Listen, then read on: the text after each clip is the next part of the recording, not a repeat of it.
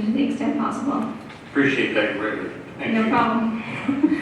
So I'm going to do a little bit of background and overview of California's cannabis programs. I'm going to focus in on some of the unique aspects of the program and how those might actually benefit some of the other programs we have throughout the state. And then I am going to talk a little bit about the policy and updates that are being proposed to the policy right now, and the Cannabis Small Irrigation Use Registration Program, which is the water rights program. So there are 3 licensing agencies in the state of California associated with the cannabis program for the entire state. They are housed in the California Department of Public Health, the new Bureau of Cannabis Control, and the California Department of Food and Agriculture. So everyone that is doing commercial cannabis in the state of California needs to have a license from at least one of those entities. In some cases, it may be more than one of those entities. Then we have 2 agencies that have permitting authority that we're really closely focused on. That's, of course, the water boards itself, and then the California Department of Fish and Wildlife. I'm focusing in today on 2 of the agencies that aren't ours, which is California Department of Food and Agriculture and CDFW. And then I'll be spending most of my time talking about the water boards itself. So Cal Cannabis, which is the California Department of Food and Agriculture's program, they're really focused on public safety and environmental health associated with regulating commercial cannabis cultivation. And so they license cannabis cultivators, and they're also responsible for the track and trace program. So that's making sure that from the seed all the way through the process that they can track each cannabis seed until it gets actually turned into a product and then ultimately sold. So they have begun implementing their track and trace program, but we'll see how it goes because they're in the early stages of that, and it's a pretty complicated effort.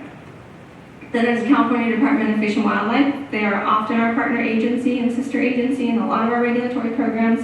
They have an even more enhanced role called out in legislation with respect to development of the cannabis policy, and I'll be getting into that a little bit more. And of course, they issue lake and streambed alteration agreements for those cultivators that are diverting substantially from a water body. Then we've got the water boards, state and regional boards. And the state board has the role of developing the statewide policy and general order and the small irrigation and use registration program because water rights are housed at the state board. Then the regional board generally has been involved in implementing the general order, which includes implementation. And I want to echo the earlier statements and conversation discussion that occurred relative to the early work that was done by Region 5 and Region 1. It was an integral part of making us in a much better position to move forward in a timely fashion to develop the statewide policy. We were able to build upon the work and lessons learned from Region 1 and Region 5 to really have a more robust policy that was in much better shape in a timely fashion than we would have done otherwise. So it was really valuable work that you did early on, and I'm thankful that you guys did that. I just want to thank you for those kind words of our staff and the work. But actually, I had a question. Sure. I'm still mystified by this track and trace program. Mm-hmm. And I'm trying to think where else in agriculture they do that. I know Monsanto does that with their corn seeds, but tracing each seed or each...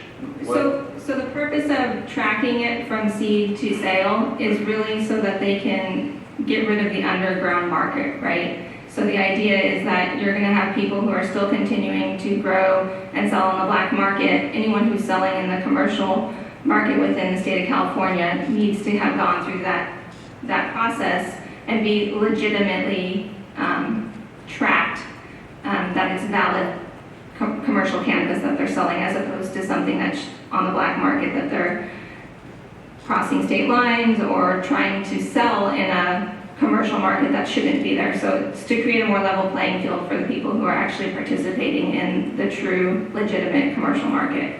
Do we have an estimate on the amount of cultivation in California that's for export to use the state? I don't know if we have an estimate. I would say a large majority of the cannabis that is grown in California is shipped out of state, either domestically or internationally. We've been known, especially up in the Humboldt area, for having very good product, and so that is known worldwide. And that continues to be a problem, and I think will continue for quite a long time until we have a much more robust enforcement program. And these questions are a little off your presentation, so thank you for okay. taking us down to, and the last question is, what sort of percentage of that illegal export is on public lands? Do you have a concept of that? I couldn't hazard a guess of how much is public Thank you very versus much. private. I think anywhere they can get away with growing, they're going to get away with growing if they want to. So Griffin did a really good job of going through the legislative background. The one bullet I want to highlight is the second one here, SB 837. That's the one that really gave teeth to our policy. I'm going to talk a little bit about our policy in terms of the legislative provisions we got. But one of the big things you're not going to see on my slides, but it was integral to us moving forward with the timely policy, is that SB 837 granted the State Water Board a CEQA exemption for its policy for water quality control. That's important because that's what allowed us to get a timely policy in place by the time the licensing programs went into effect. That CEQA exemption included the provision that we could not relax existing standards, which becomes important when we're talking about in-stream flows specifically. And it is also why the Small Irrigation and Use Registration Program and the statewide general order are tied to and basically implement the policy. So those are the vehicles for policy implementation, and they implement the policy as it was developed. So early on, one of the provisions that was put in place was a pretty normal one, that the State Water Board or appropriate regional board needs to develop a program to ensure that discharges are not impacting waters. And that's through a general permit for waste discharge or a waiver thereof. Then through SB 837 and subsequently SB 94, we ended up with a provision that says that the CDFA needs to include in its licenses conditions identified by the State Water Board to ensure that individual and cumulative effects of water diversion and discharge do not have negative impacts on spawning, rearing, migration, or flows needed for natural flow variability. That's a big standard there. That's really large, and so that's what our policy seeks to do. There are another couple of provisions out of SB 837 that are really, I would say, unique and take our authority a bit farther than we've seen in the past. And those are specifically that in our policy for water quality control, that we shall include measures to protect springs, wetlands, and aquatic habitat from negative impacts of cannabis cultivation. That may not sound really important, but the springs provision becomes very important when we're talking about water rights and in some of the provisions we put into the policy that I'll talk about. And then it also said it may include requirements associated with groundwater. Again, another step forward. And that's one of the unique facets of this policy, is that it integrates not only traditional water quality, but the water quality associated with in-stream flows. And so it brings those two things together in one policy for water quality control. The other thing you're going to see there is that it says we need to consult with the California Department of Fish and Wildlife.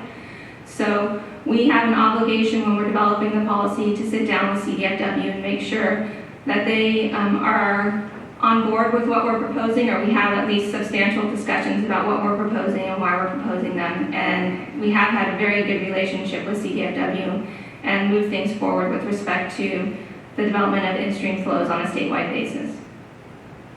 So now I'm going to get into the cannabis programs, focusing on unique aspects of the cannabis program that may dovetail into some of the other areas and programs that we have and may provide us with tools, and then proposed updates to the cannabis policy that were released last Friday. So unique aspects, those in green are ones I have specific slides about, so I'm not going to talk about them now. So I'm going to talk about the ones that are in blue and red. So Dr. Longley, you specifically brought up how do we make sure that we have the most up-to-date information? We need to make sure that we are using the best information when we're moving forward. Cannabis cultivation is dynamic. It's changing from year to year, from month to month across the state. And we need to have aerial imagery that is updated on a regular basis, that has high enough resolution that we can feel good about the sites that we're identifying. And so we've identified that as a need for the entire state, not only for the water boards, but also for CDFW and CDFA. And so we are having conversations with the Department of Information Technology about getting a contract that provides us with up-to-date, more real-time imagery that we can use on an ongoing basis when we need it. One example of how we find this to be useful is currently in some of the priority watersheds, the Division of Water Rights is seeking to really get out there and increase outreach and enrollment in a way that brings cannabis cultivators out of the backwoods or out of the shadows and into the light. And similar to what Region 5 has done in terms of sending out letters, we've sent out letters to say, hey, everybody in the watershed, FYI, we have cannabis regulations. If you're growing cannabis, you should be enrolled.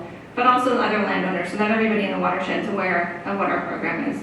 Then the next step was to actually go in and do aerial imagery of that watershed and take the picture of the site, draw a square around the cannabis cultivation site, and send a letter out to them that says, hey, we know you're growing here. We know you're growing. And it looks like it's cannabis.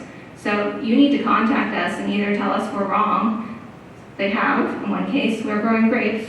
We're not growing cannabis. That's great. But they still didn't have a water right. So it was a win-win anyway. But in any case, it just highlights the need for good aerial imagery and how we can use that to really focus the conversation and get people to pay attention to the fact that we do have a new regulatory program and our expectation is that people are going to come into that program. Griffin already talked about SIPs and the great tool that is. It is going to be great to have a snapshot at one point in time of where we are with cannabis cultivation. And then we'll need to update that moving forward because things are changing all the time. And then we have identified a need for a case management tool, whether that's something like SIPs or that's something like GeoTracker or Gears or the new system that's being touted, Pega.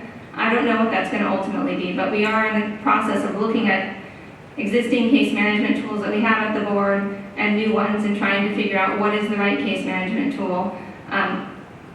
The thing about cannabis is it is a cross-program. It is more integrated than any program I've ever worked on across the boards and across other agencies.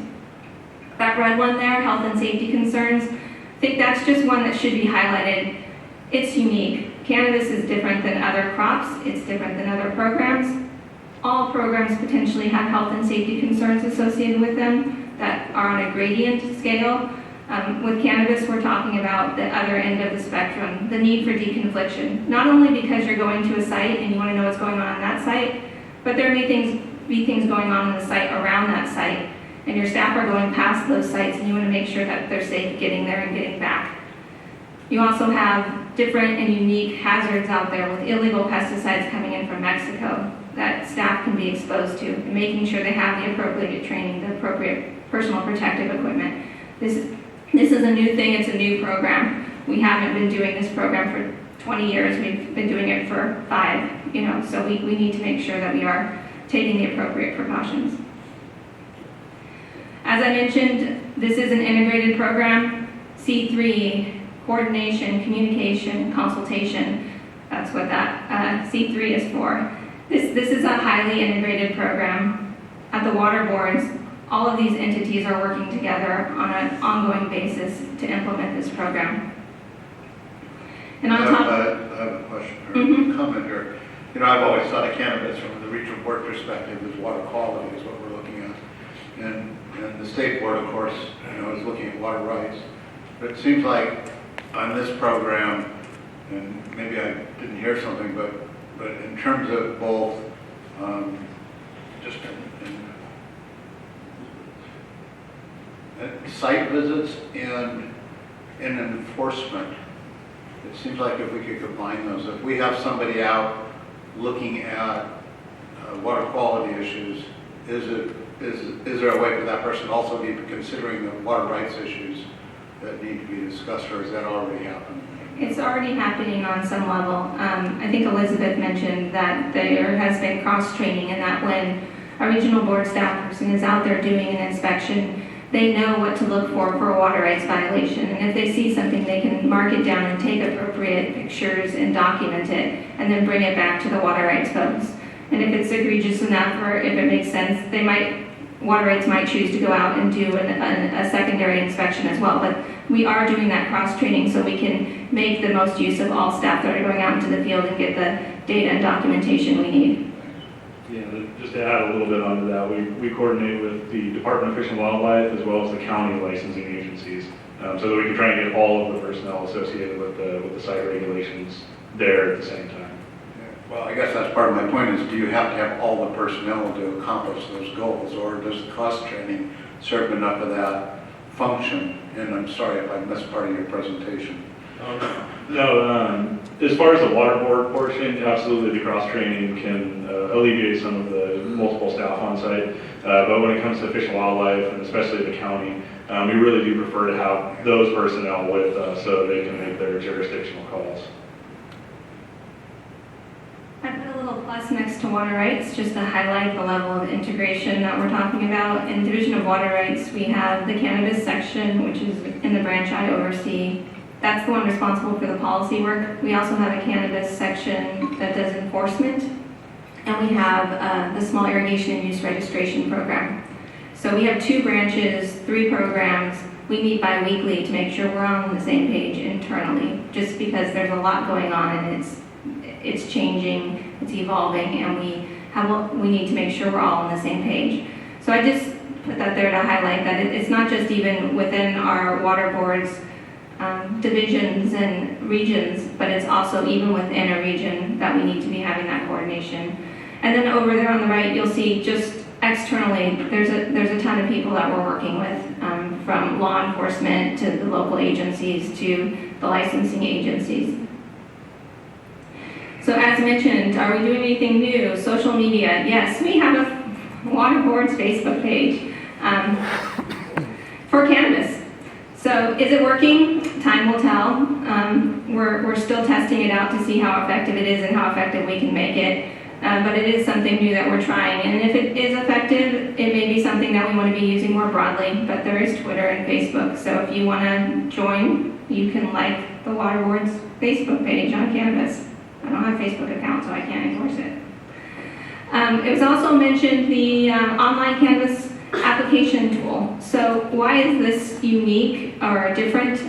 So Elizabeth pointed to this. This is the portal folks come in and get their general order, but it's not just their general order. This is one-stop shopping for them to get their general order enrollment as well as their small irrigation and use enrollment. So they can come in and answer questions about what type of facility they have, where their water comes from, and it will ask them all the appropriate questions so that at the end of it they can get 2 bills if they need 2 bills, one for the water right and one for the waste discharge, or just one because they're using groundwater or municipal water. Online cannabis gauging mapping tool, I'm going to talk about some of the policy provisions, but one of them is that if you're diverting from a surface water body, you can only do that during certain times of the year, and before you do that, you need to make sure that there's sufficient flow in stream. And how do you determine if there's sufficient flow in stream? You're required to go to this website, click on your point of diversion, and it'll say, yep, it's authorized today, or no, it's not authorized, by doing a comparison to what the requirement is and what the flow requirement is and what the actual flows are from the previous day. Priority watersheds outreach. We've talked a little bit about this already, so I'm not going to talk a ton, except that I did want to point out that it does consider a variety of factors. High resource value, impaired water bodies. You talked about other factors, low enrollment and density. So those are all factors that we're looking at. The website is there at the bottom for folks that are interested in going and looking at it. And this gives an overview of where they've already deployed some of those letters, the priority watersheds for regions 1, 3, and 5. Those are the ones where we actually identified those priority watersheds because those are the programs with the most critical resources at this point in time, as well as the regions that have the most staff resources to be undergoing this type of effort. Cannabis policy, principles and guidelines for cannabis cultivation. And I'm going to focus on not the entire policy, which is a fairly large document. I'm going to focus on just a few key of the water rights related ones, the flow ones. So as I mentioned earlier, cannabis policy, it is self-implementing, but really, truly how it's envisioned to be implemented is through 3 programs. The license issued by the California Department of Food and Agriculture, the Small Irrigation and Use Registration Program for folks who are diverting from a surface water body, and through waste discharge requirements or waiver thereof through the statewide general order. So there's a section, it's actually a really tiny section, but it's a pretty important section from the water rights perspective for folks when they're diverting from a surface water body. And one of them is that we establish numeric and narrative flow requirements for when folks can divert and how much they can divert. So the narrative flow requirement says you can divert up to 50% of the stream flow that's going past your point of diversion. Which sounds maybe like a lot, but there's another provision that says the maximum diversion rate is 10 gallons per minute. So the only time that 50% flow requirement really comes into effect is if you are diverting from a stream that is 20 gallons per minute or less. So that's when the 50% numeric really comes into place. That's a visual requirement. We also established a forbearance period, so a period of time when folks cannot divert, and that's from April 1st through October 31st. It could go later, so folks can't start diverting until we have at least 7 consecutive days of flow above the in-stream flow requirement. There's a monthly in-stream flow requirement. At the point that between November 1st and December 14th, once we have 7 consecutive days, they can start diverting on any day when the in-stream flow requirements are above that minimum. Otherwise, if we go through that entire period and we don't have 7 consecutive days, as of December 15th, they can divert anytime the flow is above that minimum in-stream flow requirement. So again, they're going to go to that site, they're going to click on their point of diversion, and it's going to say, yep, flows are high enough, or no, flows are not high enough. The other unique provision I discussed a little earlier was springs. So the way that it reads in the water code is if you have a spring that doesn't flow off your property during any time of year, during any type of precipitation event, then that's something that you don't need to come to us for a water right. But we have unique provisions in legislation that say we can regulate springs, and we should be regulating springs to protect water quality.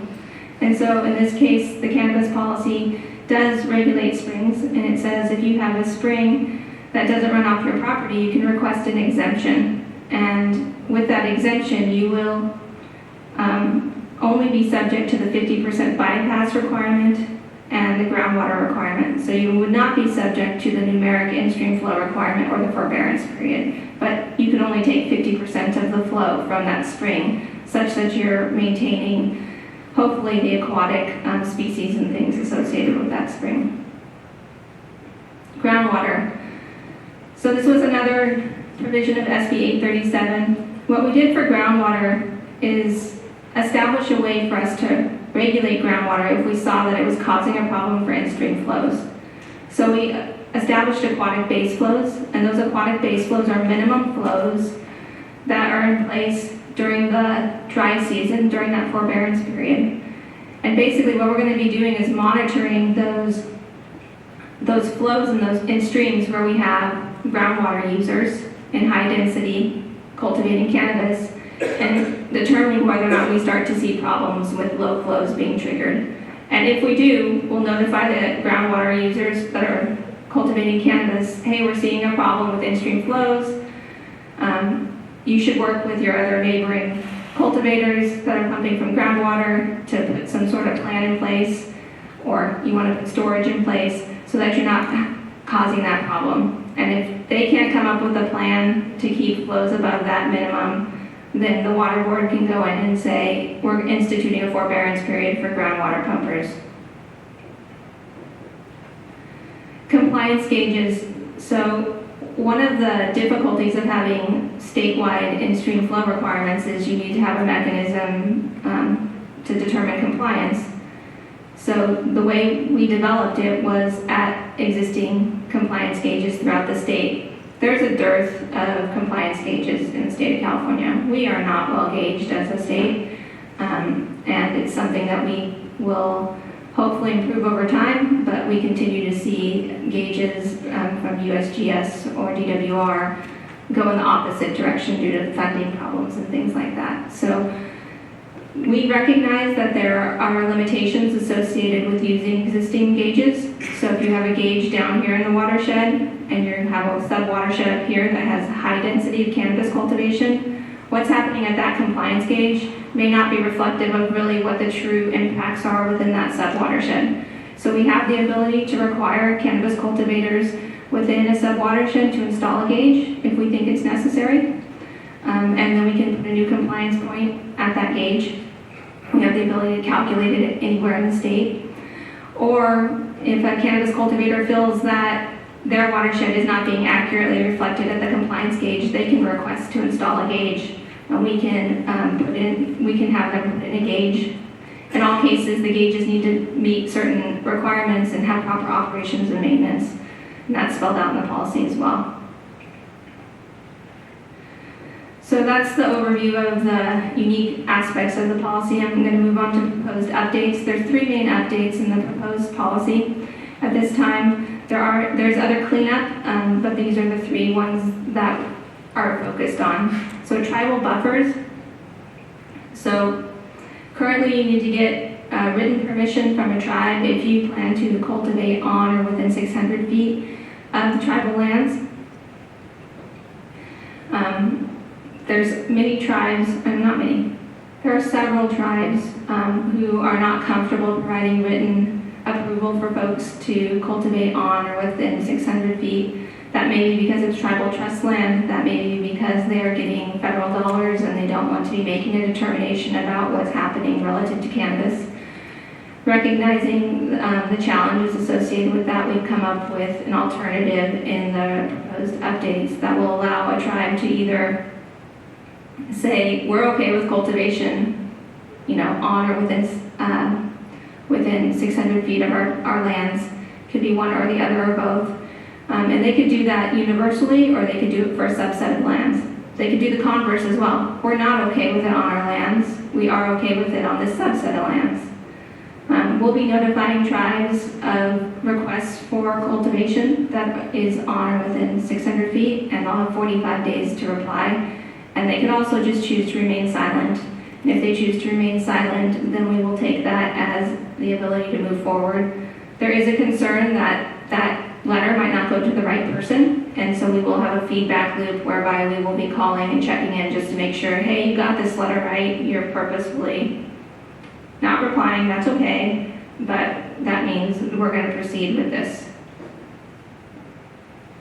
So the second one is with respect to conditionally exempt indoor cultivation sites. The existing policy is less clear about which ones are subject to the buffer and which ones aren't subject to the riparian buffer and tribal buffer. So we want to make it clear, sites that are in the middle of a city that may be close to a waterway like the LA River, those are not the same type of cultivation sites that we're concerned with respect to riparian buffers as the ones that are in the middle of a forest where there are potential impacts associated with that site. So the proposed update is that a facility may be exempt from tribal setbacks and riparian setbacks if the structure has a city, county, or local building permit and a valid certificate of occupancy for cannabis cultivation. And then the second one is that it's connected to and discharges to a wastewater system that accepts cannabis waste. In certain circumstances, discharges can be to a tank outside of the facility. That would be, there's a nuance here, that would be based upon when the building was constructed and whether it's connected to a wastewater treatment facility. So the idea here is if you have a facility, a new facility that you're constructing today, it should be connected to a wastewater treatment system if that wastewater treatment system is not accepting cannabis waste, because some of them will and some of them won't, you can go ahead and put in that tank outdoors. But otherwise, you need to be connected and discharging to that wastewater treatment facility, because we're really focused on this exemption applying to more urban industrial areas. It's really hard to write something that's defined as urban or industrial, so this was how we got there after a lot of talk with the regional boards and others to try and find a creative way. So the last item is with respect to on-stream reservoirs. On-stream reservoirs in the current cannabis policy cannot apply for a small irrigation and use registration. They have to go through the appropriated water right permit. That's a very lengthy, and when I mean lengthy, very timely, many years process that doesn't serve as an effective tool for folks to actually have the ability to divert from a surface water body and store. And what we're really trying to get people to do, what we're actually requiring them to do in the cannabis policy, is to go to off-stream storage. It has a forbearance period, so we need to have a mechanism for folks to move forward. The idea was that folks would move to off-stream storage, and that is still the preferred method, that folks are using off-stream storage.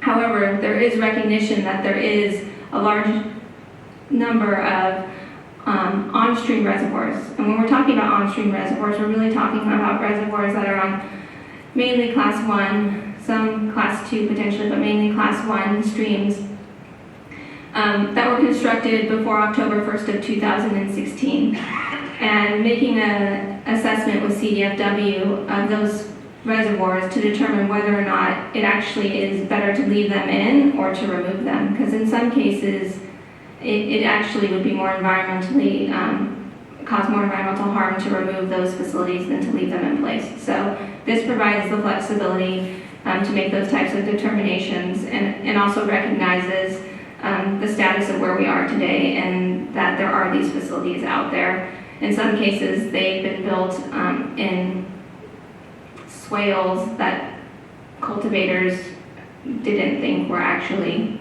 qualified as stream systems. So this is another education piece for the broader community about what qualifies as a diversion from a water body. And we're going to hold strict to the October 1st, 2016, or whatever date is established in the final cannabis policy, because it is really important to have a line in the sand about what's okay and what's not, because the idea is we don't want to continue to see on-stream reservoirs in perpetuity being installed. This is our schedule. Last Friday is when the policy was released. Has a 60-day public comment period ending on November 27th. We have a couple of workshops that will happen. One is up in Fortuna, and one will be in October 16th. That one will be webcast and held in Sacramento. And then the board meeting is forecast for February 5th, and then we'll be submitting it to the Office of Administrative Law. So it's envisioned that while we are making this very focused update to the policy right now, we will be doing a more broad update to the policy, looking at all lessons learned through the initial implementation of the policy in probably 2020, 2021. I think we can skip the last small irrigation use registration. Okay. Thank you. Thank you so much, Aaron. It's a lot of work that's been underway. I just wanted to make a comment. You mentioned the groundwater issues, drying streams. We actually, in some discussion, touched on this yesterday, but with the Sigma discussion, I think. The cultivation, and when those things happen, if people are pumping water, they're going to be subject to Sigma in some form. But also, there's the Scott River decision that just happened that connects surface water to groundwater. And those may be enforcement tools. I'm pretty concerned about, I've seen this happen, and I think it's really, really destructive. So thanks for your work on that. And I will note that the same attorneys who are working on this policy update were tied in for this attorneys working on the Scott River decision for the State Water Board. So it should be completely compatible with what's going on there. And if you're really interested in the surface water groundwater interaction, I'll say this here because there's almost no one here. On December 3rd, we're holding a surface water groundwater interaction workshop in Sacramento, primarily focused on Sigma GSAs, groundwater sustainability agencies, but we are going to be talking about the board's authority and public trust, and so that might be something you are interested in when the workshop notice comes out. I'm interested, but I won't be here. So thanks. Well, thank you very much. That was a very comprehensive overview of the cannabis program. That was a deep dive, in fact. But with that said, yes. My apologies, it went a little longer than we thought initially, but I think Yvonne just has a few closing comments. Sure. Thank you. Good afternoon. Thank you, Dr. Longley, members of the board. Yvonne West, Director of the Office of Enforcement. I want to thank you for inviting me here today to talk about the Office of Enforcement's role in the cannabis program. Luckily, I'll be able to keep it fairly short considering the comprehensive presentations already provided have covered a lot of the activities that the Office of Enforcement have been intimately involved with. But I want to take a quick minute to just express my gratitude to Clint and all of the Region 5 staff involved in the cannabis program. I'd like to thank them for their dedication to this program and their proficiency in this hard program to handle and navigate, especially in light of the additional workload demands and emotional stress that the fires have recently put on that staff. I have appreciated their professionalism in working with them and had a very positive experience over the last 4 years in this cannabis program process. Again, I think this is the first time I'm appearing before you as the Director of the Office of Enforcement. Previously, I was the lead cannabis attorney for the cannabis program, cannabis enforcement attorney. I am very excited to be able to announce that Andrew Turanian is joining our office again as the new cannabis attorney for our office and the lead for our cannabis enforcement unit. You may remember Andrew from his past work with our Office of Enforcement on water quality and water rights enforcement matters. He'll be starting with our office on October 15th. And I'm sure he'll be appearing before you relatively soon after that. I'm just going to take a few minutes, not very long, to kind of just walk through what resources the Office of Enforcement has and what our role in the program is going. Just one moment before you go on, I wanted to extend your comments about staff here. We appreciate that greatly, Clint, and we've noted his leadership. One of our board members, Bob Schneider, is also, we appreciate his involvement early on in getting the program kicked off. But your staff, Clint, has been outstanding, and your efforts certainly been outstanding in moving this along. Thank you. Yeah, Yvonne's being a bit modest. Recently had some conversations with Eileen Sobek to the Office of Enforcement. This is a huge effort. A lot of people. This is not a one-person show. And as we're sitting here with 3 divisions, I can easily identify 4 more that were involved in this. So thank you. Great. So as I said, I'm just going to quickly kind of go through what the resources are at the Office of Enforcement and the role that we've played and are going to play going forward with the cannabis program. In addition to Andrew coming on as our lead enforcement counsel for the cannabis program, we have 2 other attorneys at the office, Dan Kippen and Heather Mapes. So it provides us with 3 attorneys dedicated to cannabis enforcement issues in our office. We also have a technical unit that consists of 5 technical positions, including the supervisor, Dylan Seidner, and our senior specialist, Jasmine Wakata. We also have a senior legal analyst in our office. And I mention this because our office is more than just the attorneys in this program. As you know, this program started as a enforcement-heavy pilot project in which we've been involved in since that time in 2014. And we are intimately involved in the program development and taking this effort statewide. Our attorneys, of course, offer their legal counsel and support for individual water rights and water quality enforcement efforts related to this program area. They're also assisting with enforcement policy, strategy, and interagency coordination. Our technical staff have experience and expertise to provide in-field investigative support as far as case development and prosecution. For example, a number of the efforts that Griffin mentioned, our office was involved in the field, Operation Terminus and Green Wave. We're also able to offer that same level of investigative support to some of our Southern California regions who are not as well staffed as our North Coast regions when they get complaints involving cannabis. Our technical staff, in addition to their casework, are also intimately involved in consistency issues, staff field training issues. They work closely with our legal unit in developing process and procedures for the statewide implementation of the program. And again, collaborate and outreach with other state agencies, and then work to, again, sticking with the 3 C's that Aaron mentioned, work to take that information on our collaboration on statewide issues out to all the regions and coordinate with them and consult with them and bring it back to our other state sister agencies. One example of this is the implementation strategy that's being developed for the cannabis program. As the theme that you've seen throughout this is a very integrated program. We've got a number of divisions and offices involved and other state agencies involved. So internally to organize, we're in the process of working, again, collaboratively with the regions, the Division of Water Rights, Department of Water, Division of Water Quality, to develop an implementation strategy internally on how we're going to communicate throughout this program and address some of the challenges that Griffin highlighted as this program goes forward into a full statewide effort.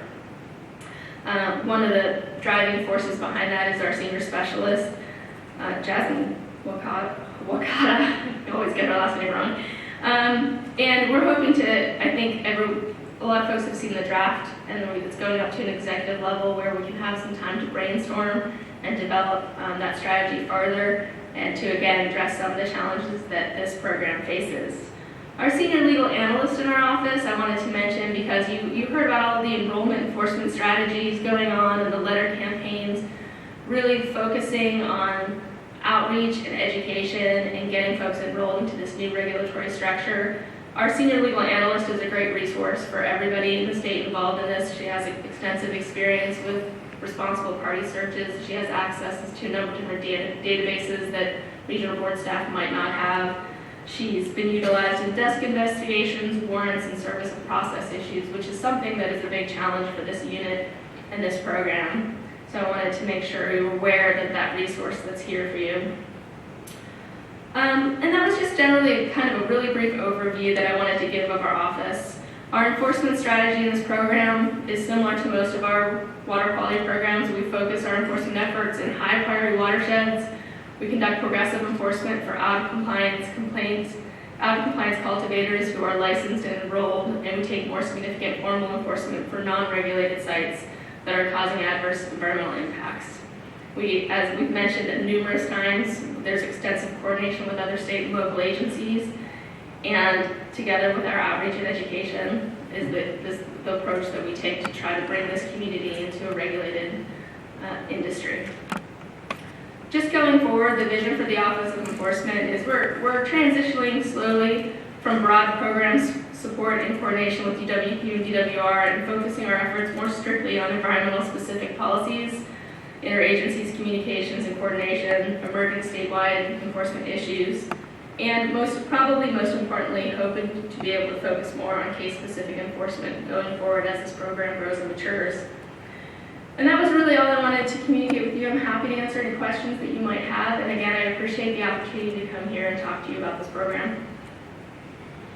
Well, we appreciate you driving up here to really talk to us. It's a very, I think as what has been seen today, a very complex program, and obviously it cannot be successful unless there is a consequence for not participating in the program, and you certainly provide the means to ensure that there is a consequence, if you will. Any other question or comment by board members?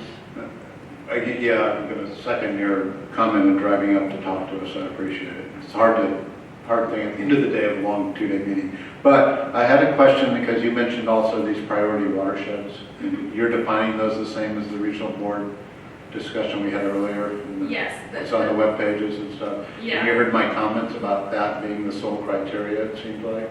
Well, I don't think it's the sole criteria in the sense that, you know, there's a lot of consideration that went into identifying those priority watersheds, and some of it's highlighted on, you know, on the website, the discussions. The approach, and I heard your concern about nutrients, and I think that it's a adaptive process, and all of that can easily be taken into consideration as we go forward and we develop better tools like SIPs and how we're going to vet and prioritize the sites. This is really a case of a program where we have more targets than we can handle, and refining the process and how we pick which targets we go after is always going to be is a work in progress, and I'm happy to hear your comments and take them into consideration. Yeah, thank you. Again, it's just a sensitivity issue a little bit. And I think the presentation is important, and adding nutrients is important, because if the reason for prioritizing those as sensitive species or ecological factors, you know, boron and mercury are not going to be affected, but nutrients certainly are. And I think when the public or me or somebody looks at this, there needs to be more connection as to why those are the priorities. So I'm sure there's a lot of background work that I could go look at. Sure, and I also want to highlight and put that priority watershed effort in context. When we talk about the priority watershed enforcement, that's a portion of the realm of enforcement. That's what I would consider our proactive enforcement, and that's a percentage of where our resources are going. We're also reactive to citizens' complaints, immediate water quality threats. But what would be really good too is to have somebody from the state board maybe at the Clear Lake Blue Ribbon Commission meeting, because they are going to be talking about Clear Lake and nutrients and water quality, and that's on the 10th. So I'm putting the plug in. Since I'm going. We'll get the word out. Thank you. Can you give me an idea of how enforcement works with somebody who is not permitted and then also, you know, polluting? Sure. Are those two separate actions put together, or are they separate? There's a number of things that can happen when we discover an unpermitted illegal site. Usually that happens in the context of more of a law enforcement type inspection. And we work really, and one of the reasons we have to coordinate, or we coordinate so closely, is in order to make sure that we're not duplicating efforts and that we're being as efficient with our enforcement resources as possible. So once somebody like that is discovered, it can go criminal, and they can get felony enhancements based on environmental crimes. Generally speaking, cultivation is a misdemeanor in the state unless you have one of these elevating factors, and those would be violations of our water code provisions for unauthorized discharge as well as unauthorized diversion.